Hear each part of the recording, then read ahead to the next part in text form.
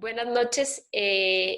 Para el Servicio Jesuita para Migrantes es un placer estar y formar parte del espacio de tertulia del Farolito, patrocinado por el Centro Cultural de España acá en el país. Y esta noche vamos a compartir, mi compañera Sileni Mena y yo, algunas reflexiones sobre las mujeres y la migración forzada en Centroamérica. Eh, Algunas reflexiones sobre la violencia basada en género y cómo esta situación y este fenómeno desgraciadamente se incrementa y se agrava en el contexto de pandemia que estamos viviendo en la actualidad. Para empezar, quisiéramos compartir un video producido, un mini documental producido el año pasado, que justamente relata las historias de violencias que experimentan cientos, miles de mujeres en la región centroamericana. El video hace una reflexión y recoge testimonios de diferentes integrantes de la red jesuita con migrantes de Centroamérica, quienes hemos trabajado y nos hemos preguntado cuáles son las mejores formas de acompañar a estas mujeres que se tienen que desplazar por la experimentación de situaciones de violencia sistemática en sus vidas. Les dejamos con el video que se titula Violencias de género y desplazamiento forzado en Centroamérica, entre sombras, trazos y sobrevivencias.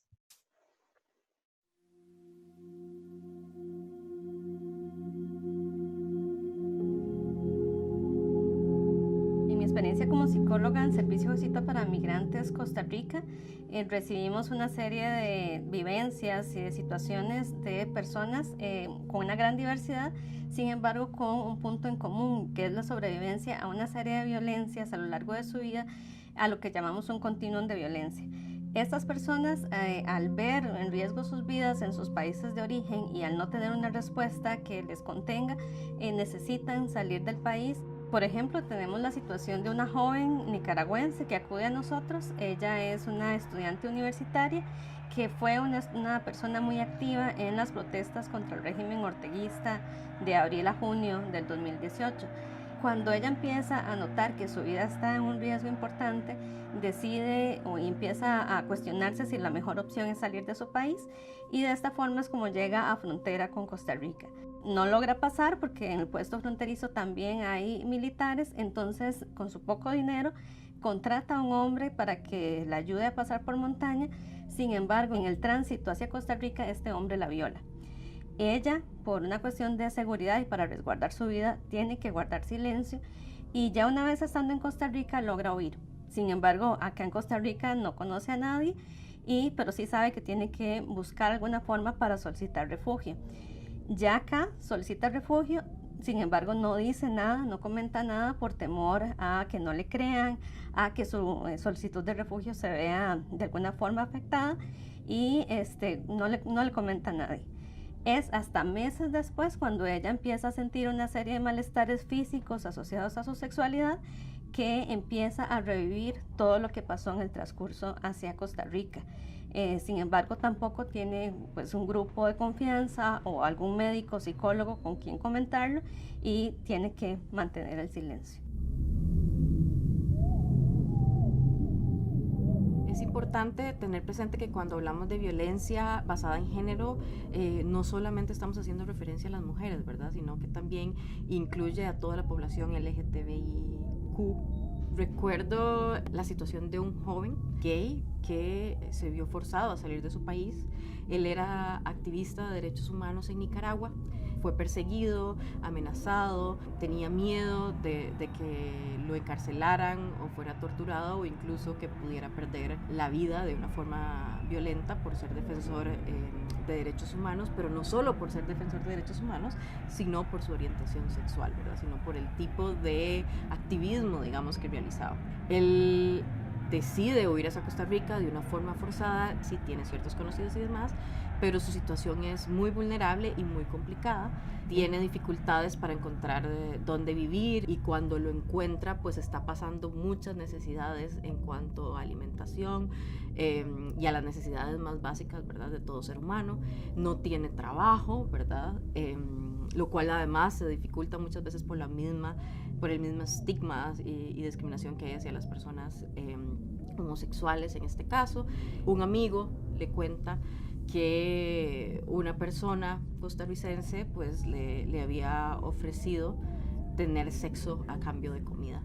Él de momento pues no es lo que quiere, no lo piensa, ni siquiera está como dispuesto pues a hacerlo, pero llegó un punto donde ya viene que tiene que pagar la renta otra vez, que no tiene trabajo, que no tiene que comer, no tiene que beber, donde él no tiene otra opción que pues aceptar. La población LGBTI en Nicaragua desde hace muchos años ha sido perseguida no solo por el Estado nicaragüense, sino también por la enorme cantidad de machismo, de homofobia y de transfobia a nivel nacional. Incluso en Nicaragua, durante las protestas, antes de que liberaran a la población nicaragüense o a los presos políticos, se recontaron 3 personas transgéneras que estuvieron detenidas arbitrariamente en una cárcel para hombres. Ellas son mujeres trans. Sin embargo, el Estado nicaragüense no respeta el tema de identidad de género, no respeta la orientación sexual y las mantiene detenidas a estas 3 mujeres transgéneras dentro de una cárcel de hombres. Estamos encontrando casos que no solo se ven en Honduras, sino también en Centroamérica, de especialmente jóvenes, mujeres que están huyendo del país, víctimas de violencia, como por ejemplo chicas de 12, 13, 14 años que están en el proceso normal de desarrollo, están pensando más bien en huir y no en construir un futuro en su país, porque muchas veces son acosadas por grupos criminales como maras o pandillas y tienen que vivir escondiéndose dentro de sus casas, y en el momento en que un marero decide que esa niña le gusta por X facciones de su cara, de su cuerpo, muchas veces las familias enteras se tienen que mudar de ciudad y eventualmente, si continúa el peligro, tienen que salir huyendo del país. Estas son historias que estamos acompañando en muchos barrios de nuestro país. Bueno, de los casos que trabajamos como Centroamérica, a pesar de que son muy duros, siempre nos recuerdan esa humanidad y la fuerza y la voluntad que tienen los seres humanos. Y lo vemos especialmente de las mujeres que, a pesar de las violencias que les toca asumir por los roles que son impuestos en nuestros países donde vivimos, además de estos sistemas patriarcales, son las mujeres las que están liderando familias, y vemos que tienen las capacidades para sobresalir, para afrontar de manera muy heroica lo que les va pasando. Y estas son cosas que nos alimentan la esperanza y que nos recuerdan que vale la pena seguir luchando y seguir combatiendo estas estructuras desiguales.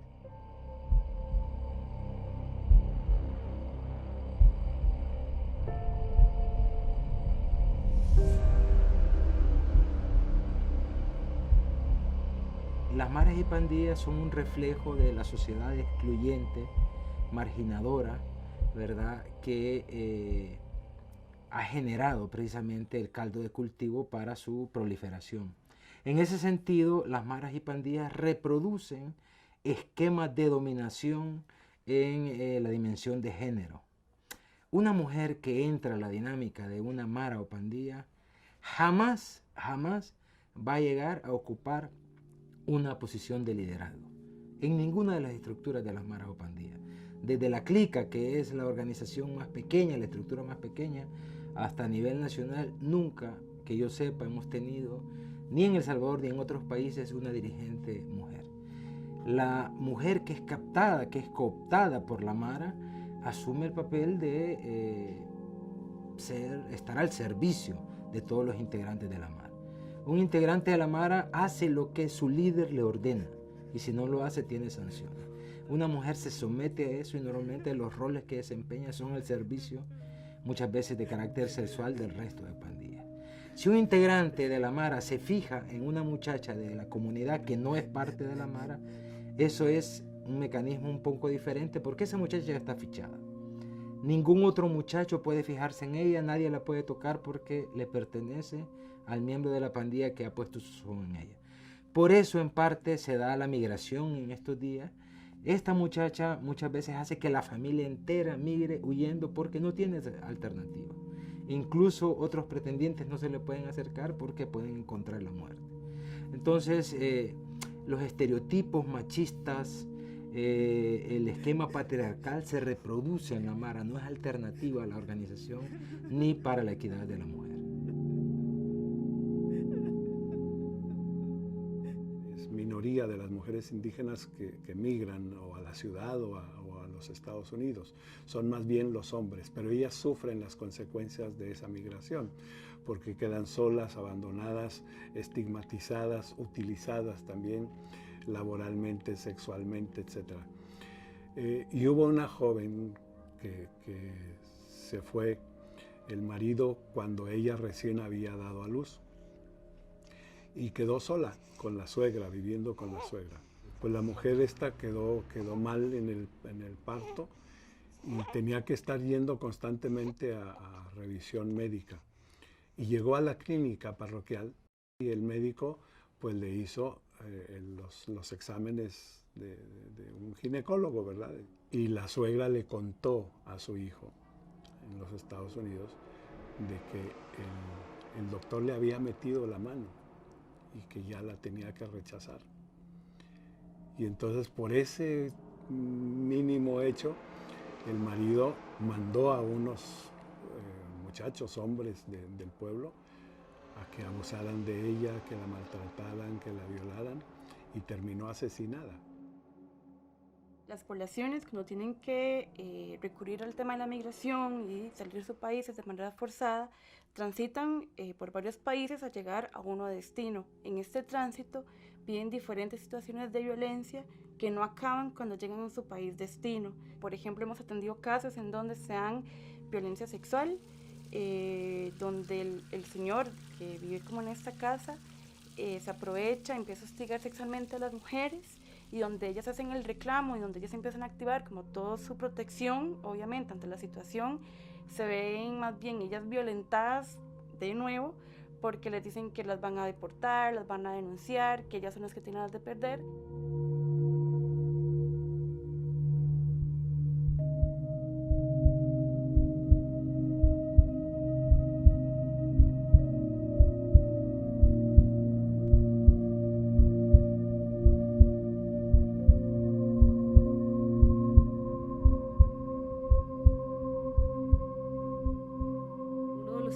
Importantes y de las situaciones más difíciles que nos hemos enfrentado en el trabajo con mujeres, particularmente migrantes, tiene que ver con la violencia intrafamiliar como un elemento estructural de la vida de las mujeres. Una de las historias más difíciles que me ha tocado escuchar acá es el de una mujer de origen salvadoreño. Ella desde muy niña lo que señala es que su padrastro abusaba sexualmente de ella.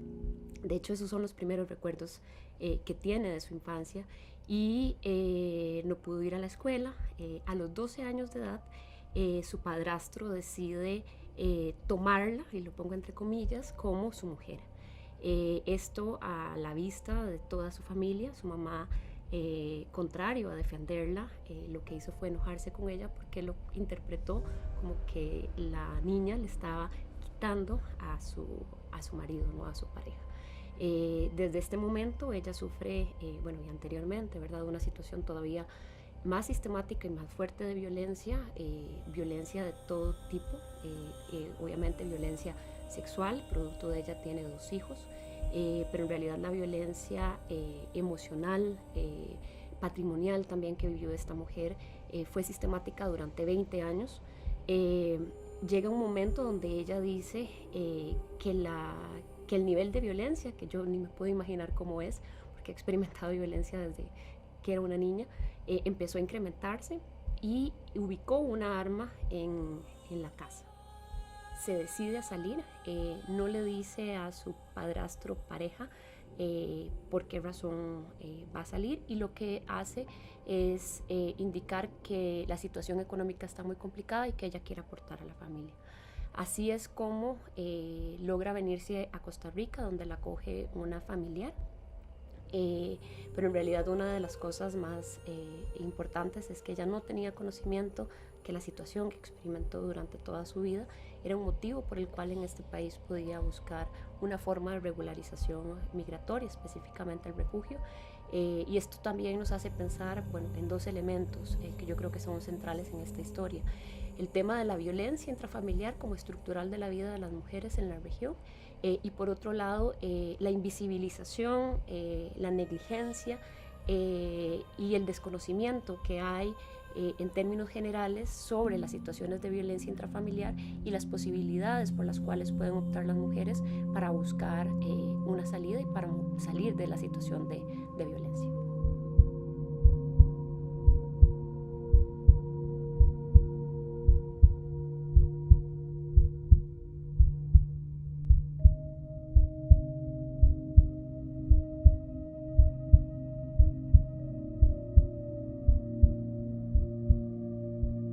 Hay mucho que hacer, mucho que decir, mucho que reflexionar.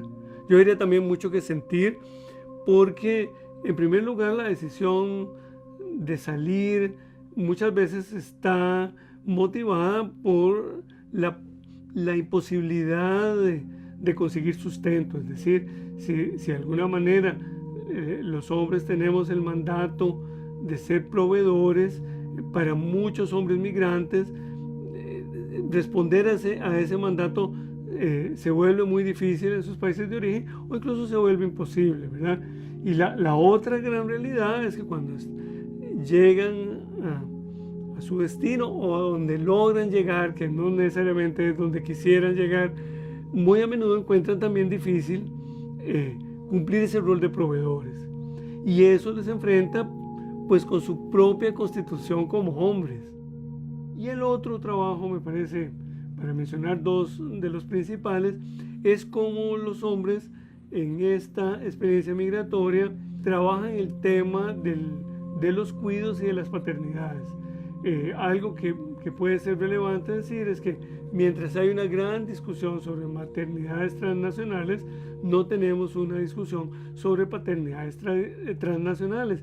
Y hay muchos hombres, por ejemplo, que vienen acá a Costa Rica, que tienen hijos, por ejemplo en Nicaragua, de los cuales hablan muy poco. En cambio, que cuando uno habla con las mujeres, muy a menudo sus hijos que viven con ellas en Costa Rica salen en la discusión o en la conversación, y también salen los que quedan en Nicaragua. Ahí yo creo que los hombres tienen o tenemos un gran reto de plantearnos el trabajo del cuidado. Se nos abre una gran oportunidad de reflexión, de sistematización, de acompañamiento, de manera tal que eso que decimos coloquialmente, que es la procesión que uno lleva por dentro como hombre, pueda ser compartida en espacios colectivos, en espacios grupales, y eso permita sacar esas ansiedades, esos temores, esos mandatos, compartirlos, reelaborarlos y de alguna manera permitirle a nuevas masculinidades que puedan emerger, nacer y crecer. Si estas personas realmente logran conseguir una respuesta tanto a nivel institucional como a nivel profesional, pues es posible que se logren reinsertar nuevamente en la sociedad en total condición, ¿verdad? O sea, a nivel laboral, a nivel familiar, a nivel de pareja, a nivel estudiantil, ¿verdad? O sea, son personas que traen un bagaje de conocimientos que se ven truncados en cierto momento, pero con la atención correcta pueden volver a resignificar. O sea, esta situación nunca va a desaparecer, esa situación está, pero de alguna forma van a resignificar esa situación y seguir adelante.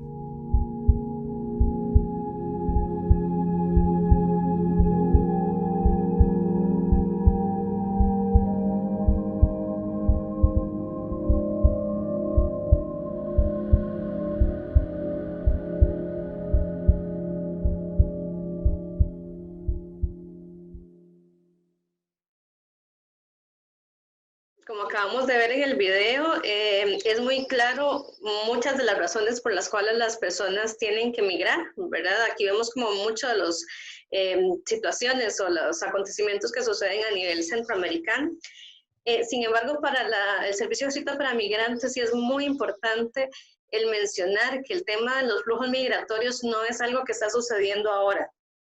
Y un poco aquí dentro del contexto de la pandemia, es un tema que se habla muchísimo en los últimos días. Sin embargo, los flujos migratorios han sido parte de la cotidianidad y parte del desarrollo de la humanidad, ¿verdad? Y que, o sea, que no va a desaparecer tampoco una vez que la pandemia desaparezca, sino que es algo que tenemos que entender que es parte de la vida humana también. La mayor parte de las personas que se desplazan, un poco como lo veíamos en el video, sobreviven a un continuum de violencia.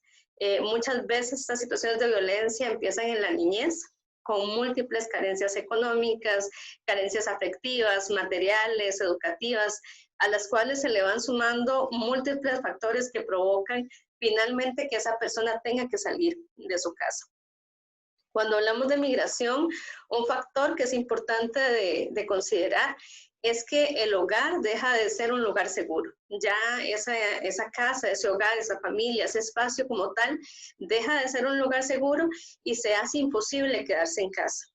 Y de esa forma aparece ya un factor expulsor. Este factor expulsor puede ser la violencia intrafamiliar, pueden ser situaciones políticas, pueden ser desastres naturales, una respuesta a la violencia estructural o como lo estamos viendo en este momento por situaciones de salud, situaciones que amenazan la salud, puede ser personal o de nuestra familia, para posteriormente darse un factor de atracción, hacia dónde me quiero ir o cuál es el lugar que realmente en este momento inmediato pueda dar respuesta a mis necesidades, que puede estar más o menos planificado de acuerdo a las circunstancias que provocan la salida, un poco como lo pudimos ver en el video.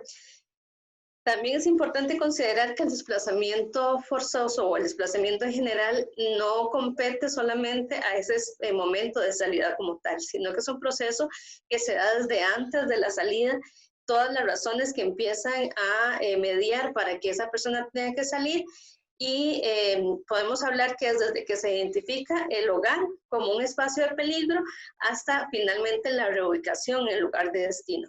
Este lugar de destino puede ser un lugar pensado o finalmente el lugar donde pudimos llegar, ¿verdad?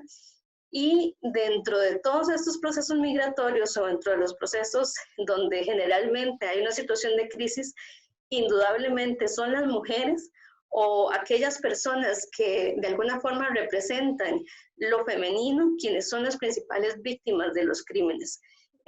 Situaciones que son realmente lamentables, que son atroces, como momentos de crisis, podemos hablar de guerra, desastres naturales, personas ubicadas en albergues o en campamentos, situaciones como maras, como lo vimos también en el video, así como en la migración, particularmente las mujeres son expuestas a situaciones de violencia de múltiples formas, pero la situación principal que se presenta en estas situaciones es la violencia sexual, ¿verdad? Que llega a marcar las situaciones de vida que llevan a cabo estas mujeres y así como otras personas también, niños, niñas y personas que representan esa feminidad de los seres humanos. Creo que algo de lo que señalabas que es muy importante también para entender este fenómeno migratorio y sobre todo este fenómeno migratorio en este contexto particularmente es esta multicausalidad de los desplazamientos, ¿verdad? Generalmente, y la normativa, digamos, internacional y nacional, establece muy claramente quiénes pueden optar por una categoría o por otra, ¿no?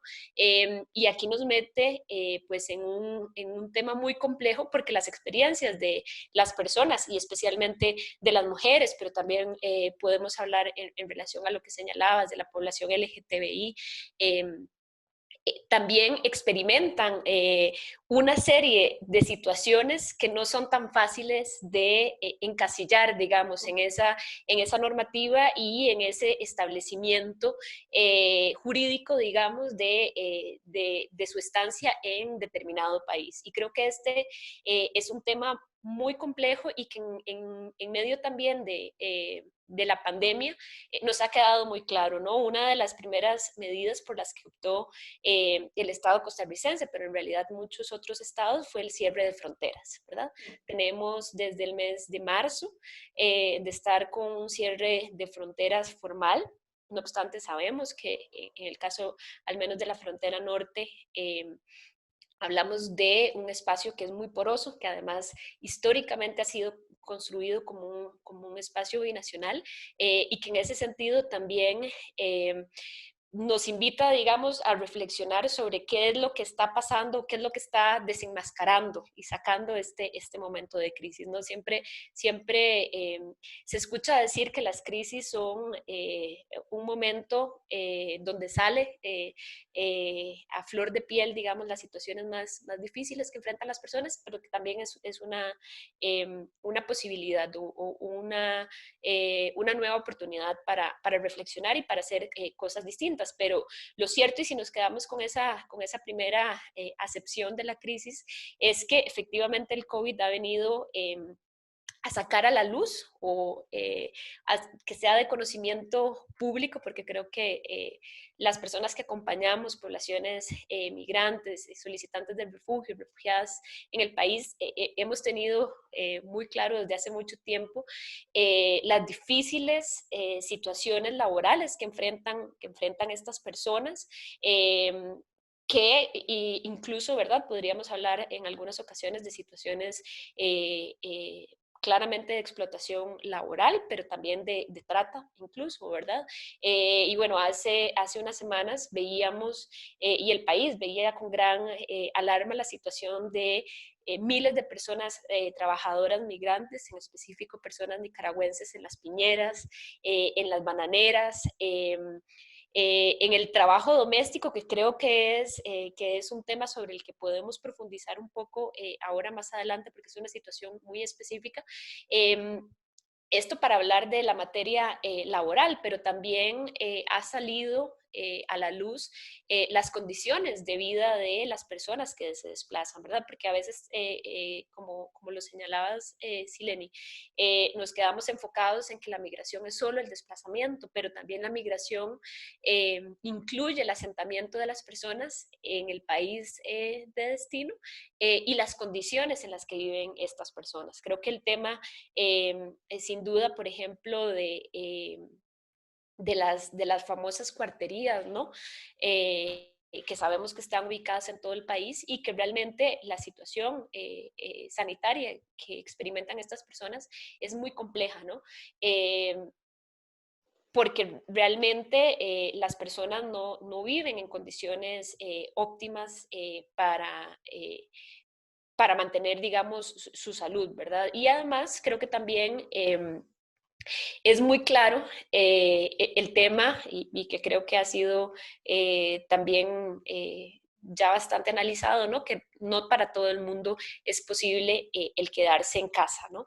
¿Cuáles son esas condiciones que tienen las personas, no solo en sus hogares, porque en muchas ocasiones, como por ejemplo en las cuarterías, presenta un riesgo, sino también cuáles son las otras formas que tienen para poder sobrevivir, ¿verdad? Y en este sentido, pues también nos pone a reflexionar sobre cuáles son las medidas que ha tomado el Estado costarricense como tal, las instituciones del gobierno y también los gobiernos locales para enfrentar esta crisis como un todo, ¿no? Creo que es muy importante y que realmente una podría hacer un balance de estas acciones y podría señalar que realmente en términos de la población migrante, solicitante de refugio y refugiada en el país, tenemos grandes retos y grandes deudas todavía con respecto a las acciones que estamos tomando para que estas personas puedan cumplir, digamos, con las medidas sanitarias en condiciones dignas. Y creo que este es un elemento muy importante porque sí nos pone a reflexionar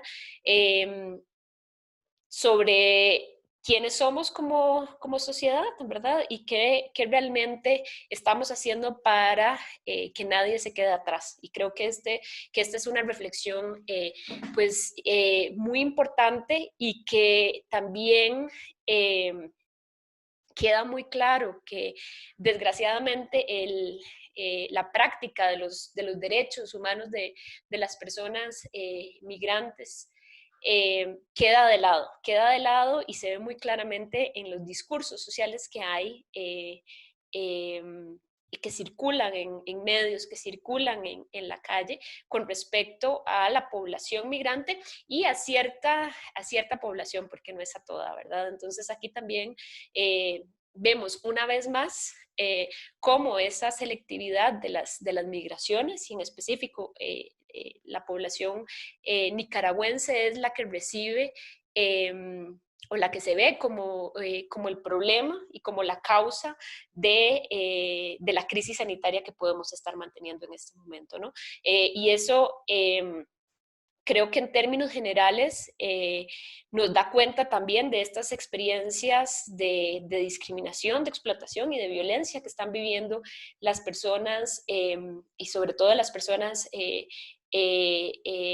nicaragüenses y las personas que se encuentran en condición migratoria irregular, que no son consideradas en muchos casos seres humanos, ¿no? Entonces, que este proceso y este contexto de pandemia sí que ha, de alguna forma, potenciado esos sentimientos xenofóbicos que sabemos que no se construyeron en este contexto en específico, pero que en este contexto en específico toman otra dimensión, ¿no? Y una dimensión que tiene un peso muy importante en la vida cotidiana de las personas y en la posibilidad de estas personas para salvaguardar su integridad física y la de sus familiares. Yo creo que en esa línea que menciona Mónica hay situaciones que llaman mucho la atención, ¿verdad? O sea, últimamente con esto de la pandemia, lo que mencionaba Mónica con respecto a la xenofobia, la estigmatización que tenemos, yo creo que la pandemia vino a dar un permiso, ¿verdad? De decir en voz alta los pensamientos que la población tenía. O sea, creo que antes había como de alguna forma una censura de no podemos decir esto, no podemos hacer esto porque vamos a ser tachados, pero la pandemia vino como a abrir la puerta y hemos visto los comentarios, los discursos, las acciones más cargadas de odio, de humillación, de estigmatización, de violencia. Incluso de ver cómo hay personas que se alegran de la muerte de una persona extranjera, ¿verdad? Entonces, vemos como, además, como mencionaba Mónica, no es cualquier persona extranjera, ¿verdad? Es esa persona extranjera pobre, además. Entonces, no rechazamos a las personas extranjeras en sí, ¿verdad? Las personas que llegan a nuestro país o que migran en sí, sino es a esa persona que depositamos toda la culpa, todo el miedo, todo lo que está en este momento saliendo dentro de la pandemia y excluimos a esa persona que además de ser extranjera es pobre, ¿verdad? Entonces, pues también nos llama un poco a meditar qué es lo que estamos haciendo como sociedad, qué estamos haciendo como sociedad costarricense, particularmente donde tenemos un discurso de apertura, ¿verdad? De solidaridad, y cuando nos encontramos con una crisis como la que estamos viviendo en este momento, la respuesta es totalmente otra, ¿verdad?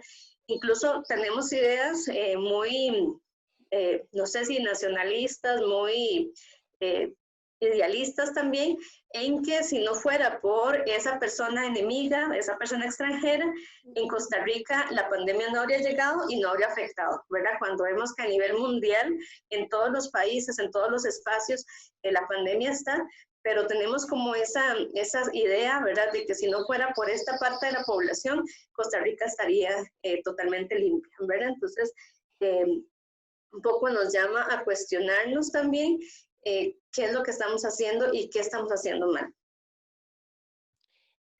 Así es, y creo que tal vez en algo que nos gustaría como discutir en esta noche, aprovechando el espacio, también es cuál es la situación particular de las mujeres, ¿verdad? Porque creo que en la región latinoamericana y centroamericana particularmente, una de las características más importantes es este fenómeno de la feminización de la migración, ¿no? Que ya es un fenómeno de alcance mundial, pero que en la región tiene un comportamiento muy, muy particular, ¿no? Porque en otros lugares del mundo vemos también una migración muy importante, pero las mujeres migran en otra condición, ¿verdad? o en muchas ocasiones son los hombres quienes lo hacen, ¿verdad? En la región centroamericana particularmente, este proceso de feminización de la migración lo hemos visto consolidarse en los últimos 30, 40 años de una forma muy intensa, que nos habla también y que debería verse no solo en términos de la cantidad de mujeres, porque efectivamente sí podemos hablar de un 50-50, ¿no? Pero también nos tiene que llevar a la reflexión de cuáles son esas condiciones de traslado, bueno, también un poco lo que mencionábamos al inicio de la conversación, cuáles son esos factores que motivan o obligan al desplazamiento, ¿no?, de estas mujeres, cuáles son las condiciones de traslado y cuáles son esas condiciones que caracterizan la permanencia de estas mujeres en el país de llegada, ¿no? Y que también nos lleva a la reflexión, porque en la mayoría de los casos las mujeres tienen personas menores de edad o adultas mayores a su cargo, ya sea en el país, por ejemplo, en Costa Rica o en su país de origen. Y esto también pues, nos mete en una discusión importante y una reflexión que yo creo que tiene que darse de cuáles son esos factores, ¿no?, que en este contexto hace que todas las personas, pero que particularmente las mujeres migrantes, sean más vulnerables o enfrenten condiciones de mayor vulnerabilidad frente a la crisis, ¿verdad? Y creo que esto nos parece que es fundamental porque en un momento de crisis tenemos que sostener esta idea que hablamos de condiciones de vulnerabilidad, ¿no?, y no de personas vulnerables, porque en esta crisis es fundamental seguir valorando, evidenciando y validando la agencia de las mujeres particularmente para enfrentar estas necesidades masivas que ahora también les son demandadas, ¿verdad? Y creo que este es un elemento muy importante porque también en términos de condiciones laborales, hay elementos que hacen que los trabajos en los que están insertas las mujeres se caractericen por la informalidad y también por condiciones, digamos, laborales mucho más precarias, ¿no? Y que creo que es una reflexión importante de dar y que ahí también hay como otros elementos y otros factores que están mezclados, ¿verdad? Y creo que también es un reto como en medio de la crisis que nos hace poner la mirada generalmente solo en un aspecto, ¿no? Y en este caso, el COVID, cómo podemos también hacer un análisis y sobre todo pensar en acciones que permitan comprender a la persona y en este caso, digamos, a las mujeres migrantes en todas sus particularidades, ¿no? Que es un reto que nos da la cotidianidad, ¿no? Cómo entender también las particularidades de estas mujeres migrantes en términos de, obviamente, el género, el sexo, la orientación sexual, la formación, por ejemplo, la condición económica, si tiene o no personas a cargo, ¿no? Son elementos que tenemos que tener muy en cuenta para poder realmente implementar acciones y pensar acciones conjuntamente que puedan realmente mitigar estos escenarios de vulnerabilidad donde las mujeres ojalá salgan fortalecidas, ¿no? Yo creo que aquí es importante lo que mencionabas con respecto a esos factores que se mezclan, ¿verdad? O sea, no es lo mismo y a veces pensamos en una forma muy idealizada de la migración, pensando, por ejemplo, en si yo migro por una situación de beca de estudio o si es porque tengo un ascenso laboral, tengo una mejor oportunidad, de repente migro con toda mi familia porque vamos hacia un futuro mejor, por ejemplo, como veíamos en el video, la adolescente que tiene que emigrar porque la Mara la persigue, ¿verdad? Y está en riesgo su vida, está en riesgo la vida de su familia y tenemos que viajar sin mayor planeación. el hacer esta lectura realmente nos permite hacer una respuesta acorde a sus condiciones, ¿verdad? O sea, no todas las mujeres que migran en la misma condición, así como no lo hacen todos los hombres, ¿verdad? Entonces, ver esas particularidades nos permite no solo como institución, sino a nivel de sociedad, tomar respuestas pues un poco más oportunas, ¿verdad? O al menos se espera que esas respuestas sean un poco más oportunas. Sí, yo quisiera tal vez que abordemos también un poco los retos que tienen las mujeres migrantes en este momento, sobre todo en virtud de, bueno, de la situación económica que estamos enfrentando, que además también habría que decirlo, ¿no? Es un momento muy particular. Costa Rica ya tenía las tasas de desempleo más altas de su historia, que también además tenían un marcaje diferenciado para hombres y mujeres, ¿no? El tema del desempleo, pero también de la informalidad o del subempleo era más alto en términos generales entre mujeres y entre mujeres migrantes o solicitantes de refugio, ¿no?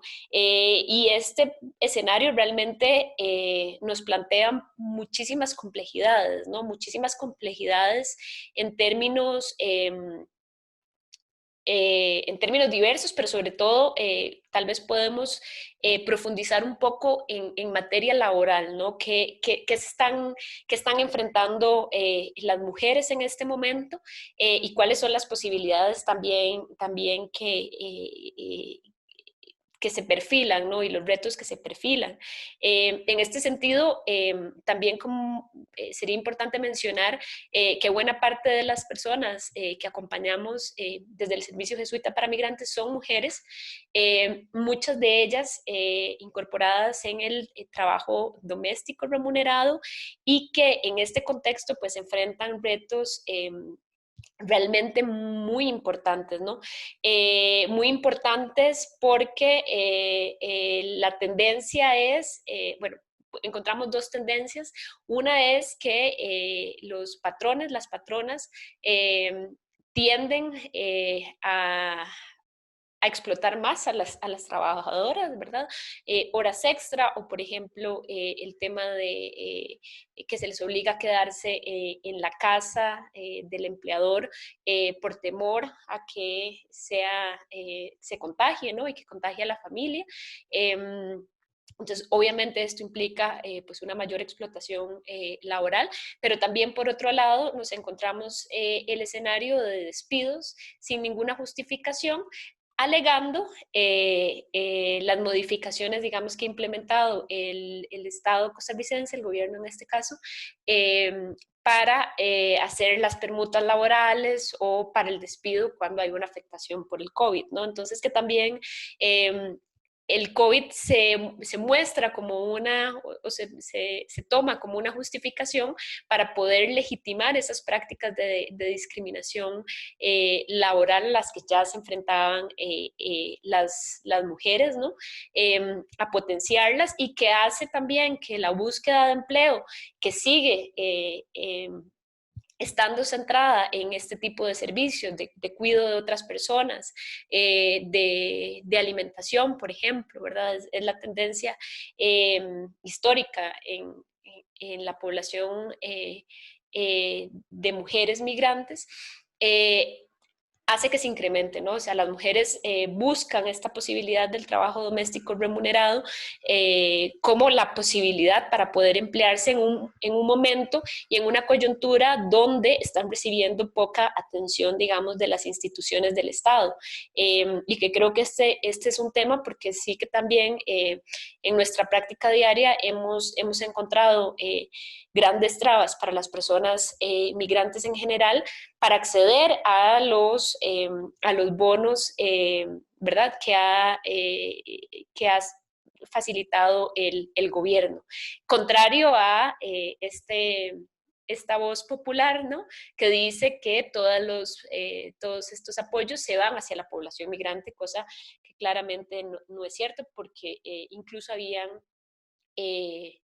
restricciones, digamos, para algunos grupos de personas desplazadas para acceder o para solicitar al menos estos bonos, ¿no? Entonces, que realmente la situación es bien complicada y que también, para hablar un caso muy específico, ¿no? El trabajo doméstico remunerado, que como lo mencionaba, sigue siendo una de las principales ocupaciones de las mujeres migrantes, pero que en este contexto también además se unen con esas consecuencias que ya son consecuencias más vinculadas con el desplazamiento, ¿no?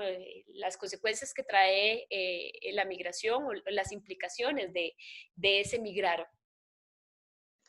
Creo que también un poco es importante retomar y tal vez ahí devolviéndome un poquito, ¿qué pasa con la persona que migra, verdad? O sea, tenemos esa ideal, ¿verdad? De que es una experiencia bonita, ¿verdad? De que se vienen a aprovechar, ¿verdad? De los beneficios que tiene el país, pero no es tan así, o sea, no es un proceso para nada fácil y lo veíamos en el video, todas las situaciones que pasan. Una de las cosas que suceden cuando una persona migra es esa fractura identitaria, es ese quiebre entre quién era en mi país, quién soy en este momento y quién voy a llegar a ser o quién quiero llegar a ser, qué posibilidades tengo para construir esa persona que quiero llegar a ser.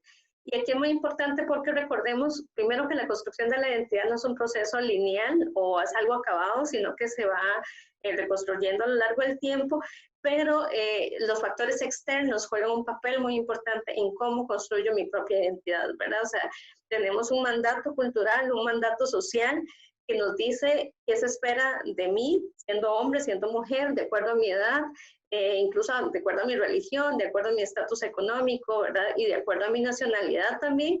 Entonces, todo esto viene a generar un quiebre en la persona cuando finalmente tiene que salir de su país, ¿verdad? Otra de las consecuencias que podemos escuchar en el día a día es el tema de la desintegración familiar, ¿verdad? O sea, muchas familias, vemos por ejemplo en lo que mencionaba Mónica, las personas empleadas domésticas acá han dejado a su familia en su país de origen y ahorita con el tema de la pandemia eso ha generado también muchos factores de estrés, muchos factores de ansiedad, porque incluso han tenido que perder comunicación total con las personas que están en su país, ¿verdad? Entonces, el tema económico, el tema de la salud, cómo está respondiendo el país de origen a esas situaciones, mientras yo como mamá, yo como papá, yo como hermano, como hermana, estoy acá en Costa Rica, ¿verdad? Entonces, ese factor de la desintegración familiar o incluso en mi país de origen, yo tenía una familia extensa que era el apoyo familiar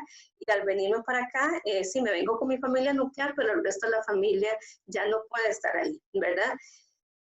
Pérdida de amistades, de repente tenía un trabajo formal, remunerado, seguro, y al tener que salir en forma abrupta, pues eso se pierde. Pierdo propiedades, pierdo mi casa, ¿verdad? Entonces, de repente estaba un espacio medianamente estable y esta situación me hace venirme a un país donde no tengo trabajo, donde no tengo ni siquiera lazos afectivos, ¿verdad? Y además me encuentro con una pandemia, ¿verdad? Donde las posibilidades de conseguir un trabajo son prácticamente nulas en este momento, ¿verdad? Entonces, pues eso todo va a venir a afectar en el desarrollo y en el poder integrarse a una sociedad. Esa situación de afectación va a ser más o menos fuerte dependiendo de las repercusiones que tenga en la vivencia de esa persona. Va a depender también del momento de su vida y de los sistemas de soporte. Aquí hablamos de sistemas de soporte de su familia, de sus amigos, de si tiene una institución que pueda apoyar económicamente, ¿verdad? O si vengo a este país completamente sola, ¿verdad? Y sin ningún acompañamiento, ¿verdad? Entonces todo esto va a venir a afectar en forma distinta a las personas que migran. También un elemento que a mí me parece muy relevante en el caso particularmente de las mujeres, que nos trae también, o que más bien este contexto de pandemia potencia, es el tema o las situaciones de violencia intrafamiliar que están experimentando todas las mujeres, desgraciadamente, en diferentes partes del mundo, pero particularmente las mujeres migrantes, solicitantes de refugio, refugiadas, enfrentan condiciones particulares o situaciones particulares que hace que sea más complejo, digamos, el manejo y enfrentar, digamos, situaciones tan complicadas como la violencia intrafamiliar. Creo que uno de los elementos que el video retrata de una forma muy clara es este continuum justamente de la violencia, ¿verdad? Que conversamos. En la mayoría de los casos, las mujeres que se desplazan han enfrentado situaciones de violencia de diferentes tipos. En su país de origen, también en el desplazamiento, y cuando se asentan en el país de destino, enfrentan o se sigue reproduciendo en algunos casos esta situación de violencia, ¿no?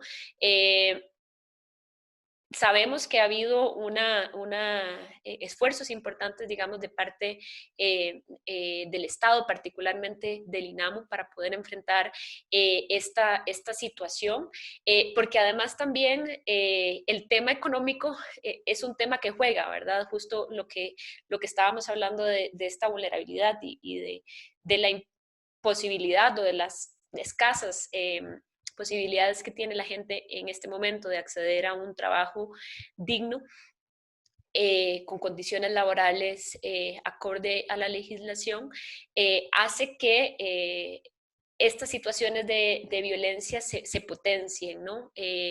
Y también hacen muy complejo el acompañamiento desde un aislamiento social, ¿verdad? Que creo que también son algunos elementos para tener en cuenta.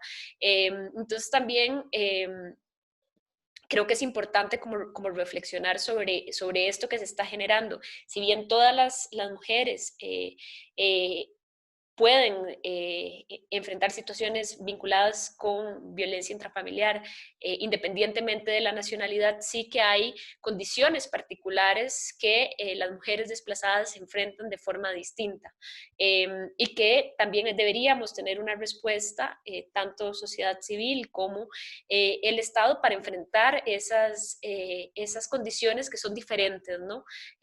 Para mujeres desplazadas. Y tal vez creo que valdría la pena pues poder reflexionar un poco más sobre esto, sobre cuáles son estas diferencias o estas condiciones, digamos, de mayor vulnerabilidad a las que se enfrentan las mujeres migrantes que experimentan o están, digamos, en una situación de violencia, y las dificultades que tal vez en otro escenario estaban, pero de alguna forma se podían solventar, ¿no? O por lo menos agenciar de una forma más ágil o más pertinente.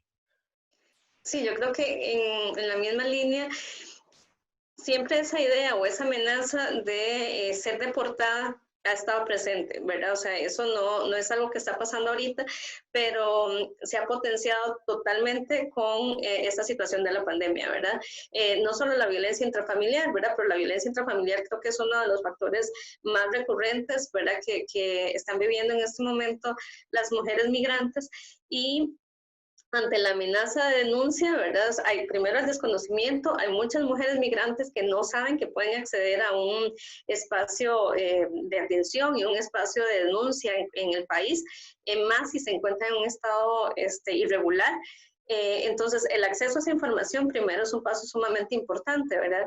Y las mujeres que conocen que sí pueden hacerlo, está la amenaza, a veces de su pareja, ¿verdad? A veces también de la sociedad, de que si denuncia, se le va a deportar, ¿verdad? Entonces, muchas mujeres prefieren guardar silencio para no ser expuestas a esa posibilidad. Y esta situación también se repite un poco lo que mencionaba Mónica a nivel laboral, ¿verdad? Entonces, si no se aceptan las condiciones que cada vez han sido más restrictivas a nivel laboral con las empleadas domésticas, entonces también está esa amenaza de deportar si no estás en una condición regular, ¿verdad? Entonces, la pandemia, volvemos, ha venido a dar permiso a una serie de prácticas que se saben que estaban, ¿verdad? Pero que se ocultaban. Ahora se dan con mayor libertad, ¿verdad? Porque está esta pandemia, ¿verdad? Y está como esta restricción a nivel general, pero se asume también una serie de restricciones a nivel personal que limitan los derechos de la población migrante en general, pero particularmente de las mujeres, ¿verdad? Entonces, sí es muy importante hacer el énfasis de que toda mujer migrante en nuestro país que esté sufriendo una situación de violencia intrafamiliar puede acceder a servicios de acompañamiento, ¿verdad? O sea, que puede llamar al 911, perdón, y que va a tener alguna respuesta a nivel de Estado para poder sobrellevar esta situación que está viviendo en este momento. Sí, creo que has tocado un tema que me parece que es fundamental en este contexto y es el tema de la información, ¿verdad? Porque como bien lo señalabas, en muchas ocasiones está la información y sobre todo está muy bien documentada institucionalmente, pero no necesariamente es algo que se conoce masivamente por parte de la población directamente e incluso por parte de los mismos funcionarias públicas, ¿verdad? Y que sí realmente constituye una barrera particular, además de la situación de violencia que ya de por sí implica elementos, digamos, subjetivos y emocionales particulares, ¿verdad? Entonces, que justamente el toparse en el caso de una mujer que experimente una situación de estas o llamar al 911 y no tener una respuesta acorde con la situación y con los lineamientos de las instituciones, implica también aumentar, digamos, esa desesperanza aprendida y entender que un llamado no necesariamente tiene una respuesta. Y creo que esto es fundamental de enmarcarlo, ¿no? Porque también ha habido mucha discusión de cuál ha sido el porcentaje o el incremento, por ejemplo, en llamadas al 911, ¿no? En este contexto de la pandemia y particularmente de la cuarentena, pero que también nos hace pensar, bueno, es que ese debería ser el parámetro sobre el cual veamos si hubo un aumento o no, ¿verdad? Porque las condiciones también, pues, del confinamiento, del aislamiento social, son muy particulares y implican también que la externalización, digamos, de esa situación no necesariamente se vaya a dar como se daba, digamos, en un contexto sin pandemia. Entonces, creo que esos son elementos también que hay que tener muy en cuenta e incluso una cosa tan básica como el acceso, por ejemplo, a una línea telefónica, a internet, para poder echar mano también de lo que vos mencionabas, de las redes, ¿no? de soporte y de apoyo de estas personas, que son reflexiones como muy básicas y creo que en términos generales también nos ponen a pensar sobre las condiciones diferenciadas en que las personas migrantes y de ahí particularmente las mujeres están enfrentando esta situación. Y creo que hay otros elementos también a considerar, ¿verdad? El tema también de personas y mujeres particularmente afectadas por COVID, que es un tema que tenemos que prestarle atención, ¿verdad? No solo en términos del acceso a atención médica, del acceso también a condiciones dignas para poder enfrentar, digamos, la enfermedad cumpliendo con los lineamientos del Ministerio de Salud, pero también en términos subjetivos y en términos de las dinámicas familiares, porque creo que también aquí habría que decir que también es algo que hemos identificado más en la práctica, que todo el tema, por ejemplo, de la escuela en casa, ¿verdad? Y que ha sido muy discutido, que el país, creo que en términos generales, se ha dado cuenta que que falta mucho para llegar y para disminuir esa brecha tecnológica que hay en el país en términos generales, pero que en el caso de las mujeres, y particularmente de las mujeres migrantes, pone, digamos, un peso todavía mayor, ¿no? Pone un peso mayor en tanto no necesariamente se cuenta con los recursos para poder, por ejemplo, descargar los trabajos que envía la docente, o incluso en algunos casos, ¿verdad? No necesariamente en todos, de acompañar esos procesos educativos de una forma más directa, ¿no? Y básicamente hacer de docente en casa con herramientas limitadas, ¿no? No solo en términos económicos, sino en muchos casos también limitaciones, digamos, educativas. Entonces creo que esto también es como un elemento importante de considerar. Estos dos, diría yo, ¿no? El tema de enfrentar un posible contagio en este contexto, y el otro también de la sobrecarga, digamos, del trabajo doméstico no remunerado en el hogar por las nuevas condiciones que enfrentamos.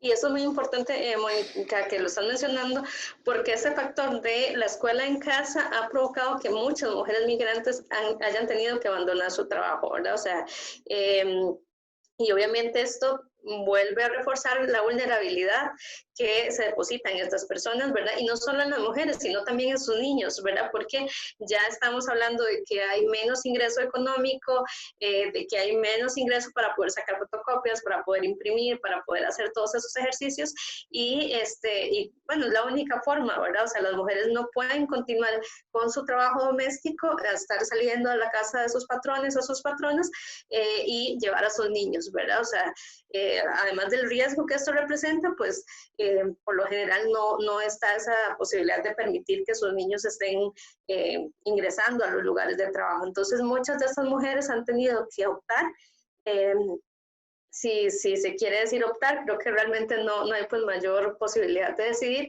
de abandonar su trabajo para por lo menos quedarse a cargo del cuidado y dentro de lo posible de la enseñanza educativa de sus hijos y de sus hijas, ¿verdad? Entonces, vemos cómo esta situación también ha venido a acrecentar las vivencias de vulnerabilidad de estas personas, ¿verdad? O sea, que ya de por sí eran vivencias con muchas limitaciones, con muchas restricciones, pero que ahorita han venido a aparecer mucho más claras que antes y que han venido a reforzar situaciones de dependencia que antes estaban ahí y ahora son mucho más fuertes.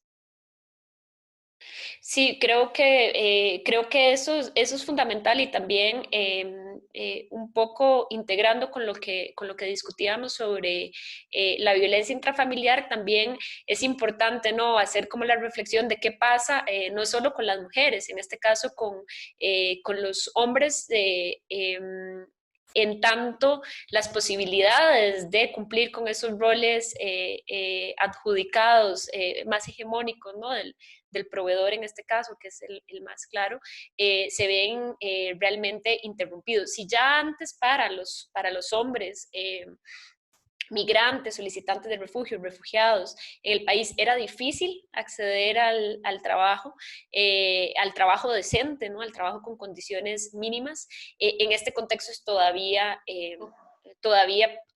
más difícil hacerlo, ¿no? Y que eso también puede repercutir, no necesariamente, pero sí tiene o podría tener una repercusión en los casos donde hay dinámicas, digamos, de violencia y que hace que justamente esta imposibilidad de cumplir con este rol se vea o incida directamente, digamos, o como detonante, ¿no?, de una situación de violencia en la familia.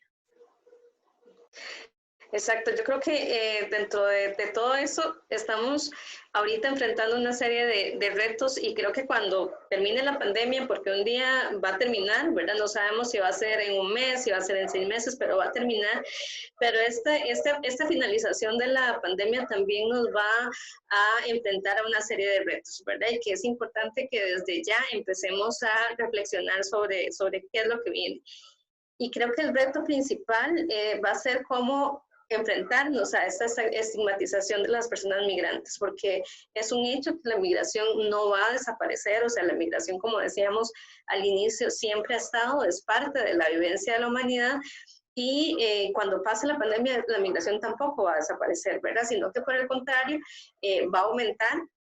Y ya estamos empezando a ver cuáles son las primeras repercusiones de la pandemia en los movimientos migratorios, ¿verdad? Lo que estamos viviendo en Costa Rica con el aumento de la migración es lo mismo que está pasando en todos los países a nivel centroamericano y a nivel mundial, ¿verdad? O sea, la pandemia ha venido a perjudicar muchísimo más que antes el tema de la salud, el tema de la pobreza, ¿verdad? O sea, un poco lo que hemos visto en las últimas comunicaciones, incluso de las autoridades de salud en el país, es que quienes están siendo más afectados en este momento en Costa Rica, pero también lo hemos visto en otros lados, es que la población más vulnerable, ¿verdad? Entonces estamos hablando de población migrante, población en pobreza extrema, ¿verdad? Población sin vivienda. Entonces, esta situación solamente va a venir a reforzar esos elementos que ya de por sí estaban, ¿verdad? Y que cuando pase esta situación, pues van a estar todavía más presentes. Y una de las cosas que tenemos que empezar a ver es cómo vamos a enfrentar como sociedad todas estas demandas y debilidades que como sociedad vamos a tener. Sí, efectivamente, y creo que hay grandes retos, como vos bien lo planteabas, en términos también y uno que es muy claro en este momento, es el tema de cómo garantizar también trabajo digno para estas personas que se desplazan, ¿verdad? Porque el trabajo digno, y creo que en este contexto ha sido más que evidente, tiene implicaciones directas también para nosotros como sociedad y para el Estado en general, ¿no? Todo el tema que surgió a propósito de las condiciones infrahumanas en las que estaban laborando miles de personas en zona norte, pone también en la reflexión sobre cuáles son estos mecanismos, ¿no? Para evadir las responsabilidades que se tienen con el Estado, ¿verdad? Y creo que también nos hace reflexionar sobre este modelo, el modelo de Estado que tenemos y cómo también como vos lo señalabas, la población migrante forma parte de esta sociedad, que siempre lo ha hecho, pero que claramente las políticas, digamos, han sido tímidas y han favorecido algunos sectores más que a otros, ¿no? Y en este sentido creo que es sumamente importante mencionarlo, pero más que mencionarlo es cómo lo llevamos a la reflexión de los tomadores de decisiones, ¿verdad? Creo que uno de los elementos que nosotros tenemos muy, muy, muy claro en nuestro diario con el trabajo con personas migrantes es el tema de la documentación, ¿verdad? Es el tema de la documentación y es el tema de cómo también deberían haber formas diferenciadas de acceder a ella, porque hay muchísimo desconocimiento, los procesos en términos generales son muy largos, son muy caros, ¿verdad? Creo que eso también es un elemento que sin duda incide y no necesariamente están diferenciados. Entonces, por ejemplo, para el caso de mujeres, que en términos generales son quienes llevan el sustento de sus familias y quienes tienen responsabilidades de cuidado, digamos, de diferentes personas en su núcleo cercano o extenso, aquí o allá. Es una situación, digamos, compleja de llevar, ¿no? Y una de las preguntas, o de las sugerencias más bien, que desde hace tiempo sociedad civil ha planteado es el tema de cómo también poder hacer estos procesos más inclusivos para las mujeres, ¿verdad? Para las mujeres, para personas menores de edad, para personas con alguna condición de discapacidad, porque realmente los procesos son muy caros son muy, muy difíciles de llevar el ritmo, ¿no? Porque es un ir y venir que implica meterse en la institucionalidad que no necesariamente brinda la información de forma tan clara y que sin duda el tema de la documentación creo que hoy más que nunca va a ser fundamental, ¿no? Cómo poder garantizar esa seguridad jurídica que en realidad conlleva una serie o facilita, digamos, el ejercicio de derechos por parte de las mujeres, ¿verdad? Y creo que esto realmente es muy importante porque generalmente las mujeres, cuando hablamos de un núcleo familiar, más extenso, son quienes se quedan de últimas en este tema de la documentación, ¿no? Porque no se ven como prioritarias para conseguir trabajo, paradójicamente, porque, por ejemplo, se insertan en trabajos informales donde el tema de la documentación no es tan importante, ¿verdad? Entonces, realmente creo que uno de los retos que tenemos es justamente este, ¿no? Cómo poder pensar también en procesos mucho más inclusivos que permitan realmente a las personas acceder a estos... A la seguridad jurídica de forma diferenciada, siempre teniendo claridad de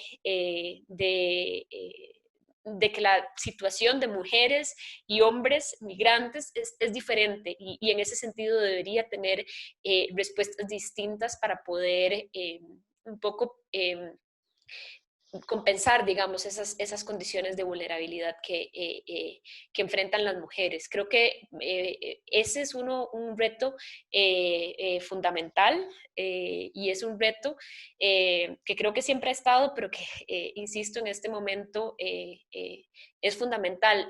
Y lo menciono también porque parte también como de este escenario muy cargado de reacciones xenofóbicas y de culpar al otro migrante, como lo decíamos al inicio, con ciertas características de ciertas nacionalidades, como el responsable de todos los problemas que tiene el país. Definitivamente son muchísimos los retos y yo creo que parte también de las debilidades o las limitaciones que ha tenido un poco el discurso político y de las autoridades en general es este tema del quédese en casa, ¿verdad?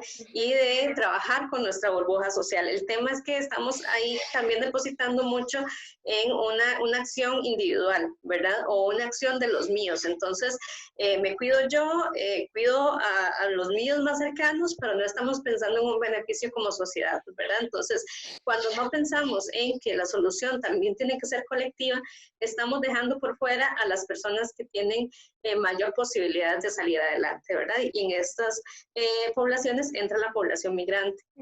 Y particularmente las mujeres, ¿verdad? Entonces, uno de los retos va a ser cómo lograr que cuando esta pandemia termine, la población migrante pueda reinsertarse laboralmente, pero no solo reinsertarse, ¿verdad? Un poco en la línea de lo que vos mencionabas, no solo a nivel de la documentación, sino también a nivel de la persona empleadora, ¿verdad? Cómo esa persona empleadora, llámese empresario, llámese patrón o patrona doméstica, ¿verdad? O sea, cómo vamos a poder asegurarle a esa persona que puede ingresar con todos los derechos laborales necesarios, ¿verdad? O sea, no podemos seguir permitiendo que lo que la pandemia nos mostró, que ya a nivel institucional lo sabíamos y que sabemos que ya se conocía el tema de las piñeras, el tema del trabajo doméstico, ¿verdad? El tema de trabajos informales en general, ya estaba, ¿verdad? Ahorita lo tenemos, pero no podemos seguir haciendo caso omiso, ¿verdad? O sea, una vez que volvamos a la nueva normalidad dentro de las condiciones que eso implique, es cómo hacer que todas las personas tengamos los mismos derechos y los mismos deberes en nuestra sociedad, ¿verdad? Entonces, eso pasa también porque todas las empresas, todas las instituciones cumplan con los criterios mínimos a nivel laboral para que las personas que estén acá estén en las condiciones necesarias. Sí, y creo que también otro de los grandes retos tiene que ver con cuál va a ser la creatividad que pueda tener y la flexibilidad que pueda tener también el Estado para pensar en otras formas de regularización migratoria, ¿verdad? Recientemente salió un decreto que planteaba la posibilidad de que personas que trabajaban en labores agrícolas se pudieran regularizar, ¿no? Con ciertos criterios, pero bueno, que es una posibilidad al final de cuentas que puede favorecer, digamos, a garantizar la seguridad jurídica de las personas, que de alguna forma refuerza también pues esta posibilidad de acceder a cosas mínimas, ¿verdad? Y yo creo que es lamentable, pero es una realidad que realmente el tema del documento para la gente implica esta seguridad, ¿verdad? Es una seguridad de poder reclamar lo que por ley y por derecho fundamental, ¿no? De cualquier ser humano, por solo el hecho de ser humano deberíamos tener, pero que desgraciadamente sabemos que hay una brecha gigantesca entre lo que está escrito en la normativa y la práctica, ¿no? Y creo que también tenemos algunos ejemplos, ¿no? A nivel internacional que están planteando justamente esto, cómo podemos hacer que estas personas que llegaron a los países puedan tener estas condiciones mínimas. Y ya vemos también en Europa algunos esfuerzos por regularizar personas que estaban en condición no autorizada, ¿no? De permanencia en el país y que también puede arrojar algunas luces de cara a qué podríamos hacer como sociedad y como Estado. Y creo que los mandatos son muy particulares, porque creo que uno de los grandes temores que está de forma generalizada en la población migrante que está asentada, al menos acá en el país, es el tema de la deportación, ¿verdad? Y que es algo que hemos visto de forma acelerada este crecimiento, ¿no?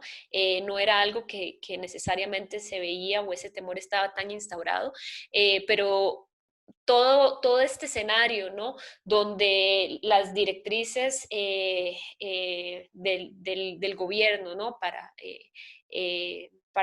contener el virus, pero además también el incremento de las reacciones xenofóbicas ha generado estos discursos de odio donde la gente se siente todavía más amenazada, ¿verdad? Entonces también creo que esto es un llamado porque realmente la gente tiene miedo, ¿no? Tiene miedo de ser deportada a pesar de que tenga arraigo en el país y que en muchas ocasiones también esa deportación sea pues contraria a la normativa, ¿verdad? Hablamos, por ejemplo, del caso de mujeres embarazadas, ¿verdad? Con órdenes de deportación o al menos con el temor de que las deporten. Contrario, digamos, a toda la normativa internacional y nacional vinculada con los derechos de la niñez y de la adolescencia, pero también de las mujeres, ¿no? Y esas son condiciones o situaciones que tal vez en otro escenario no eran tan frecuentes o eran tal vez más geográficamente diferenciadas, pero que ahora las estamos experimentando de una forma más generalizada, ¿no? Y creo que es un elemento para tener en cuenta. Creo que también como parte de estos retos, creo que uno de los más claros es el tema también de la educación y de las posibilidades educativas que tengan las poblaciones desplazadas acá en el país, pero particularmente las mujeres, porque creo que también teniendo en cuenta las estadísticas, centroamericanas. Sí sabemos que las mujeres son quienes en muchas ocasiones tienen los rezagos educativos más importantes, sobre todo en la primaria y en la secundaria, y eso sigue siendo un reto para toda la región centroamericana, y creo que para nosotros como sociedad es uno de los retos que tenemos, cómo poder fortalecer, digamos, esa inclusión educativa como una apuesta para mejorar las condiciones laborales de las mujeres particularmente, pero también como un medio, ¿no?, de realización personal, que yo creo que eso es fundamental también tenerlo en cuenta, ¿no? Como también la educación para muchas mujeres, que en muchos casos se les negó también en sus contextos familiares más inmediatos, puede ser una posibilidad importante para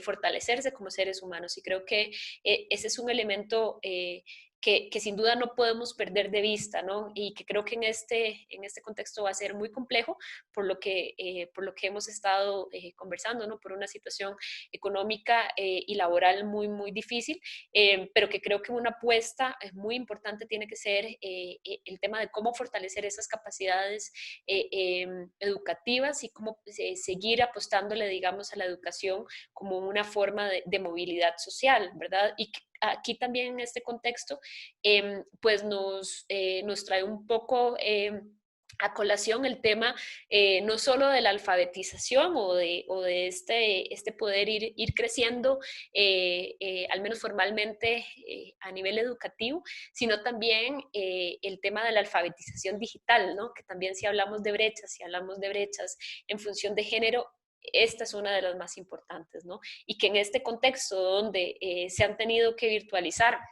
en medida de las posibilidades, ¿no? y de las personas que podemos tener acceso, muchísimos procesos, parte de no dejar atrás a un grupo importante de personas pasa por el tema de cómo se pueden favorecer estos procesos de digitalización, perdón, de alfabetización digital, de cara a un mundo, ¿no? a un contexto donde muchas cosas van a estar permeadas por estas nuevas modalidades de contacto, ¿no?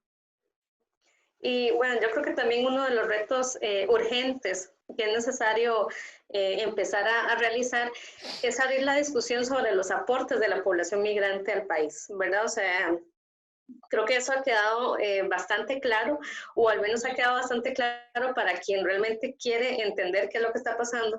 Mucho en medio de esta campaña de necesitamos a población que venga a coger café, a la platanera, a la piñera, a cortar caña, ¿verdad? O sea, por siempre hemos invisibilizado esos aportes de la población migrante en nuestro país y que ahorita se está viendo muy limitado, ¿verdad? Y que estamos viendo también una urgencia de que la población se incluya en estos trabajos porque la población migrante no está pudiendo entrar a hacer el trabajo que por siempre han hecho, ¿verdad? Entonces, creo que es un tema que hay que discutir, cuál es el aporte de la población migrante a Costa Rica, ¿verdad? En todos los espacios, ¿verdad? Desde la academia, desde espacios políticos, desde espacios técnicos, desde espacios más a nivel de operarios, ¿verdad? O sea, desde el espacio doméstico, que la población migrante está insertada en toda la sociedad, ¿verdad? Y es necesaria para el funcionamiento del país. Y creo que es una discusión que le hemos tenido mucho temor de dar, ¿verdad? O sea, porque hemos depositado nuevamente en ese fantasma de la población migrante todos nuestros miedos, todos nuestros temores, y creo que es el momento de darle vuelta a ese discurso y empezar a discutir cuáles son los aportes que la población migrante está dando al país y cómo se sostiene el país en conjunto con esta población, ¿verdad? Dentro de las cuales, obviamente, las mujeres, como parte del tema doméstico y de todos los trabajos de cuidado, han venido a sostener la posibilidad de que muchas de las personas, incluyendo las mujeres costarricenses, podamos salir a estudiar, podamos salir a trabajar y podamos tener una vida pues más o menos independiente gracias al aporte que da esta población a nuestras familias. Sí, creo que hay grandes retos, ¿no? También a propósito de reconocer los aportes de las poblaciones migrantes acá en el país, que además han sido aportes de los que podemos tener un registro histórico, ¿no? Es muy importante también el tema de cómo exigir también al Estado costarricense el cumplimiento de la normativa y de todas las convenciones internacionales que tienen un respaldo también nacional. Para que justamente podamos disminuir esa brecha, ¿verdad? Yo creo que los esfuerzos tienen que ser esfuerzos de parte de todas las personas, ¿no? Creo que de parte de sociedad civil, uno de los esfuerzos es poder acompañar a las personas en ese fortalecimiento de sus capacidades, ¿no? Y poder también acompañarles en esa divulgación de estos aportes que hacen en la sociedad. Pero también el tema de cómo incidir para señalar por supuesto, lo que necesita mejorar, pero también lo que se hace bien, ¿no? Y creo que en términos de sociedad civil es muy importante y creo que la reflexión más básica y que pasa por un tema de humanidad al final de cuentas es eso, es reconocernos como seres humanos y que creo que una de las cosas que ha quedado muy claras en la pandemia es que las fronteras son fronteras, bueno, claramente políticas, pero que al final de cuentas y en lo que nos hace humanos son muy volátiles, ¿no? Y que realmente el sentido de humanidad, ¿no? Y de formar parte de lo mismo queda muy claro en un contexto donde pues una enfermedad, un virus particularmente, pues nos ha puesto a reflexionar sobre nuestros vínculos, ¿no? Y la forma en que comprendemos la situación de las otras personas que están a nuestro alrededor, de quienes están más cercanas y quienes consideramos que no están más cercanas, ¿no? Entonces creo que en este tema una de las cosas positivas y de las oportunidades que hemos tenido, ojalá la mayoría de nosotros, es pensarnos, ¿no? como un grupo que comparte más cosas de las que pensamos muchas veces, ¿no? Sí, en esa línea, pues para nosotros es muy importante el haber tenido este espacio. Agradecemos nuevamente que nos hayan dado la oportunidad de poder conversar, de poder hablar de este tema que es urgente, es un tema que realmente necesitamos poner en la mesa y que ojalá se establezcan más espacios de discusión. Necesitamos hablar más de lo que está sucediendo y de cómo podemos responder a esta situación país y a esta situación mundial también, como es la pandemia, en forma más colectiva, ¿verdad? O sea, cómo lo que yo hago beneficia a las otras personas y cómo podemos hacer para que no solo el tema salud, ¿verdad? Y todo lo que el efecto negativo que pueda tener esta pandemia en nuestras vidas, también cómo poder buscar opciones para salir adelante de esto, ¿verdad? O sea, los efectos negativos son en muchas líneas y como sociedad, como toda la población que vive en este país, tenemos que buscar opciones para salir adelante. Entonces, para Servicios de Cita para Migrantes, de verdad es sumamente importante ser parte de estos espacios de discusión y agradecemos otra vez la posibilidad de estar acá conversando sobre este tema.